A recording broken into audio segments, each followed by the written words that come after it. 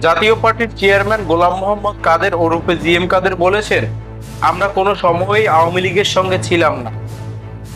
বুধবার 15 অক্টোবর দুপুরে রাজধানীর বিজয়নগরে দলটির কেন্দ্রীয় কার্যালয়ে আয়োজিত এক সংবাদ সম্মেলন শেষে সাংবাদিকদের প্রশ্নের জবাবে তিনি এ মন্তব্য করেন। সংবাদ সম্মেলনে জিএম কাদের বলেন, জুলাই মাসের গণ অভ্যুত্থানে দেশের প্রায় 99% মানুষ প্রত্যক্ষ বা পরোক্ষভাবে অংশ নিয়েছে। আমি নিজেও সংসদে জুলাইয়ের শুরুতে শিক্ষার্থীদের কোটা আন্দোলনকে সমর্থন জানিয়ে বক্তব্য দিয়েছিলাম। আমাদের দলের 2জন কর্মী এই আন্দোলনে অংশ নিয়ে শহীদ হয়েছেন।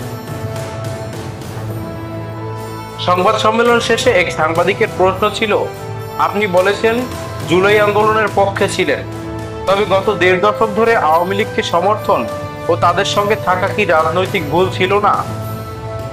এর জবাবে জিএম কাদের দৃঢ় কণ্ঠে বলেন, আমরা কোনো সময়েই আওয়ামী লীগের সঙ্গে ছিলাম না।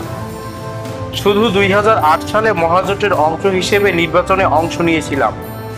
2014 সালের নির্বাচন প্রসঙ্গ উঠলে জিএম কাদের বলেন, সে নির্বাচনে আমি আওয়ামী লীগের অধীনে যাইনি, আমার পাশে যারা ছিলেন তারাও যাননি।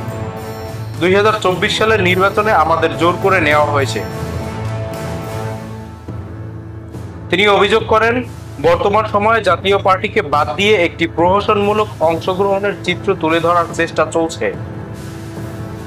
তার ভাষায়, আমাদের বাদ দিয়ে প্রতীকে নির্বাচন করানোর চেষ্টা হচ্ছে, যাতে দেখানো যায় জাতীয় পার্টি অংশ নিচ্ছে, অথচ বাস্তবে তা নয়।